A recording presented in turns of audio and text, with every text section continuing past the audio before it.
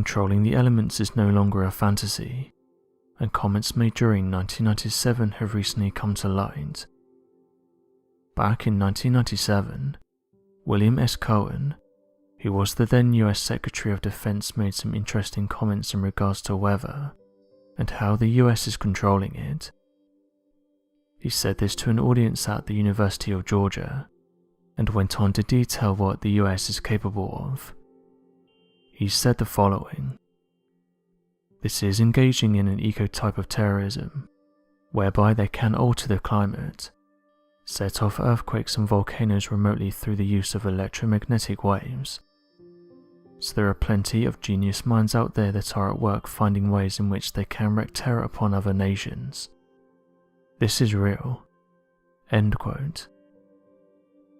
These comments are interesting as they have come directly from someone high up in the government. Although it's now known that scientists and researchers are actively controlling the weather, some have pointed out that it's interesting that they were making these comments way back in 1997, over 24 years ago. Many scientists have said that weather modification and geoengineering is a good idea, saying that deliberately manipulating the Earth's climate system can have many benefits. One individual who's been outspoken about this is Bill Gates, saying he's backing companies to spray chemicals into the sky, and that they will help with solar geoengineering. Earlier this year, Bill Gates said he was financially backing the development of sun dimming technology, and said that this has many great benefits, one of which is that sunlight will be reflected away from Earth, essentially creating a global cooling effect. The stratospheric controlled experiment hopes to spray these chemicals into the atmosphere, and said they plan to do this soon. Some researchers, though, are not on board with the idea, saying that although these chemicals may fix one problem, they could also create several others, some of which include mass flooding and droughts of kinds that will affect very large populations.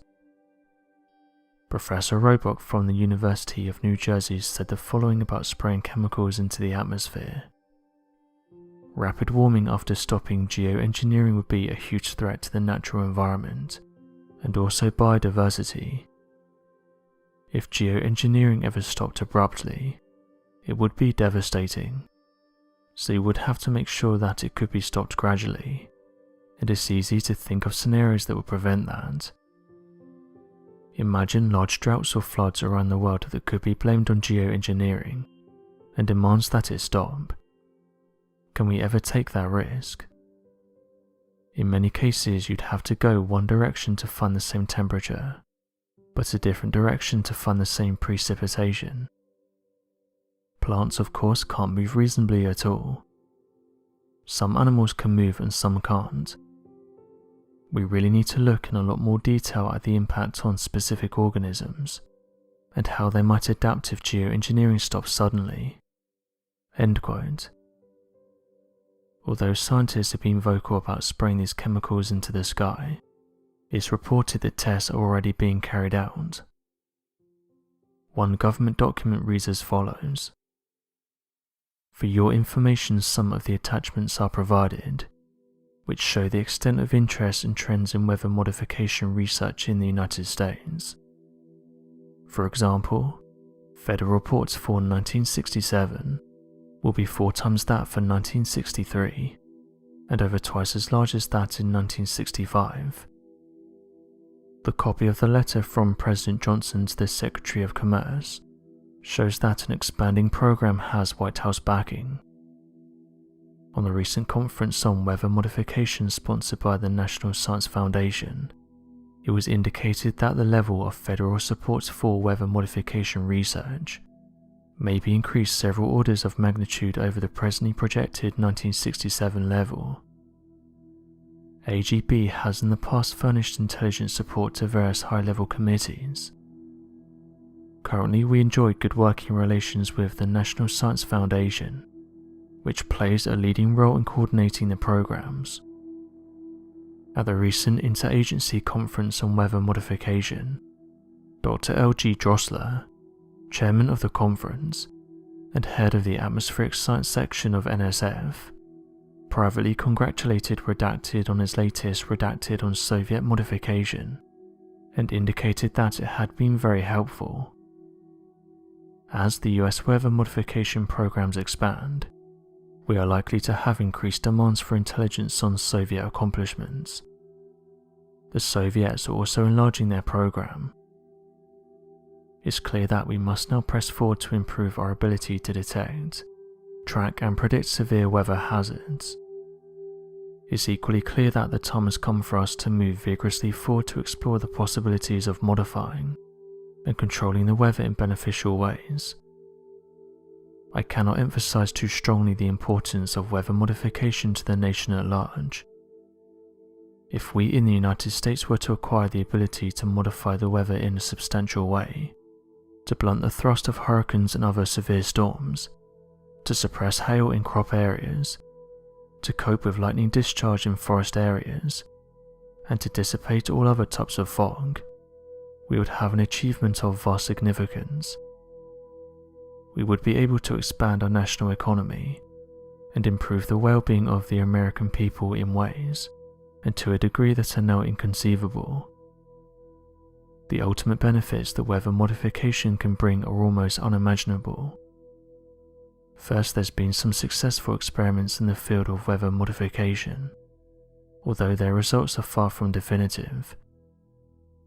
These advances now make it possible to mount a broad program of research to determine once and for all what types of weather modification are feasible.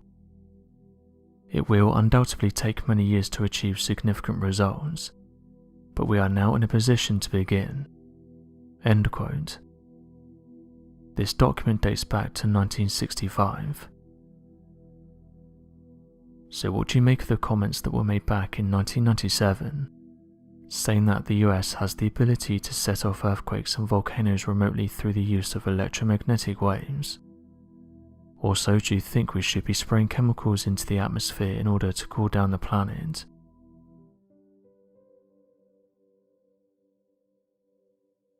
In recent weeks, Uri Geller has been saying some interesting things.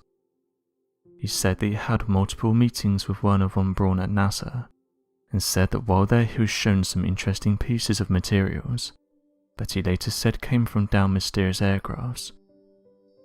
He decided to come forward with his story after hearing about the various sightings that pilots made in regards to mysterious flying objects, noting that the government had known about these things for years. He said the following: "For years I had to deny my true mission and camouflage my work. Few people know the truth. I presume all world leaders do. We are communicating with ETs." In regards to the objects that were caught by the pilots, he had this to say: "They may suggest that they're secret technology from China or Russia, but believe me, they know more than this." Uri said that after being contacted by military officials, he was shown some evidence of exotic materials and experiments at the Goddard Space Flight Center.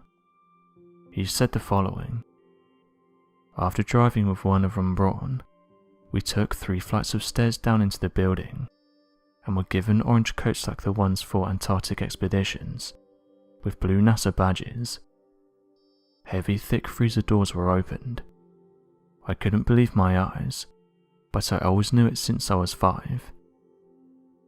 Uri said that this meeting happened because his friend astronaut Edgar Mitchell, known for being outspoken about the topic, and believing that mysterious aircrafts are constantly visiting us, said that he needed to meet the rocket engineer as they had something interesting to show him. Uri continued with the following: "To my shocking surprise, he showed me a piece of a crashed UFO. When I met him, Werner von Braun took an object from a safe and presented it to me. He said it was a piece from a crashed UFO. He wanted me to tell him what I felt from the material. I felt it wasn't terrestrial. It was metallic, elongated, and had a hue I'd never seen before. The material felt like it was alive, like it was breathing. The surface had a pearl-like quality that almost seemed to be in 3-dimensional color." He also said that he studied 2 pipes that belonged to Albert Einstein from David Bohm, who studied him from MI5, saying that Einstein was involved with mysterious crafts, and even went on to investigate wreckages. Urey was also part of the remote viewing program for the Central Intelligence Agency. Remote viewing is when someone is able to view a distant, unseen target from a different location, and only using their mind. From reading documents that have been released through declassified networks, it appears that the programs were a success, with the Central Intelligence Agency themselves saying they wanted to see how far they could take this. Although it's officially reported that the program was shut down, there's still some that think it was just renamed, and that it's still being used today. The Central Intelligence Agency released notes and documents about these projects, detailing that in some cases people were able to remote view and give details about objects and situations from miles away. Urey said the following: "I'm mind blown that they released this because there's still remote viewing programs active. Many intelligence agencies use them. I did many things for the Central Intelligence Agency. They wanted me to stand outside the Russian embassy in Mexico and erase floppy disks being flown out by Russian agents. I had to get near to someone signing a nuclear deal and bombard him with sign, sign, sign." Officials though said that the program was a dead end, saying that a large amount of irrelevant, erroneous information is provided and little agreement is observed among viewers' reports. The agency said that those working on the project would change results in order to fit a narrative, and that after this was found out the program was discontinued. As someone pointed out though, various times we have been told that programs were defunded and closed down, only to find out that they've been renamed under something else, and that experiments are still being conducted. This has happened various times across different countries, which is one of the reasons why people have a hard time believing things when officials say the program wasn't of interest. One document from the Central Intelligence Agency reads as follows: "I'm redacted with the American Institute for Research in Washington, D.C., a company that specializes in social and behavioral research. The agency concurs with the committee's view on remote viewing that to stop its research would severely hamper US efforts to access Soviet research. Also, US efforts to keep peace with foreign researchers and to develop possible countermeasures would be adversely affected without continued funding. The current level of funding, even if extended to include FY 1980, will permit only limited gains in understanding the phenomena. Prior year funds have established that remote viewing appears to be a real and usable phenomenon. Current funds will allow us to pursue further its existence and permit some exploitation into the many variables associated with its functioning." End quote. Some have said that it's hard to dispute these claims, especially when you have it in writing from the agency itself. The question that many have asked is if these are the documents that got released. It would be interesting to read the ones that will never see the light of day. Many have said it's likely that we'll never truly understand how deep this program went, the things they discovered, and whether it's still being used in the modern day. So what do you make of these interesting claims, and do you think the program was a success? Be sure to leave your questions and answers in the comments section below, and help us to grow this community while working to solve these unexplained mysteries. Thank you for watching, and don't forget to subscribe for more videos.